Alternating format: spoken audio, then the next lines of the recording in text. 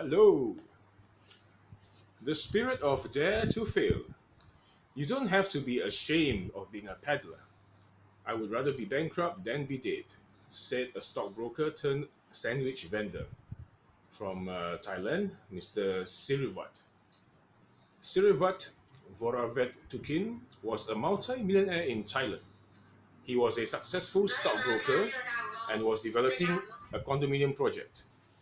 He became a bankrupt stockbroker who was hundreds of millions in debt. Instead of being ashamed and gloomy, he has started a new venture selling sandwiches in Bangkok and is still trying to sell his condo units. He has become an inspiration and hope for all the people who have fallen or who have been burned during the economic meltdown. There is nothing wrong to be a peddler so long as you are not stealing or doing any dishonest work. To date, he has appeared in more than 40 television and newspaper interviews. He has added catering into his sandwich business and has expanded into many outlets in Thailand, and plans are underway to franchise them. It will not be long before his company is listed in the Stock Exchange of Thailand. There is a saying: do not judge a hero by his success or failure. By Romance of the Three Kingdoms. We move forward. Excuse me. My four represents people who have fallen whether on or off stage. And what I did should hopefully be an inspiration for them to stand up again and to fight and move on. Miss Miriam Quembao, Miss Philippines, Miss Universe 1999, interview after she tripped on stage during the pageant night. She ended up being Miss Universe first runner-up.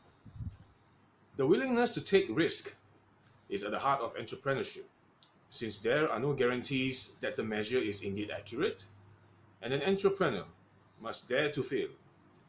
The more ambitious he is, the higher the stakes. If he succeeds, social approval awaits him. Otherwise, he falls heavily. While people have to be responsible, of course, for decisions, where society can help is not to denigrate or to treat with suspicion those who have fallen because they have dared to try and to reach high. From the editorial of the Straits Times, Singapore, Friday, September 19th, 1997. We must have a Silicon Valley type of mindset, creative and willing to make the stakes. Goh Chok Tong, former Prime Minister of Singapore. We have to encourage a culture which tolerates failure in society. In Silicon Valley, for example, I am told that if you cannot show in your resume that you have failed a couple of times, it shows you do not try enough. Tony Tan, Deputy Prime Minister of Singapore. Singaporean youth must dare to dream, resort to action, accept falls. Chan Su Sen, Parliamentary Secretary in the Prime Minister's Office, Singapore.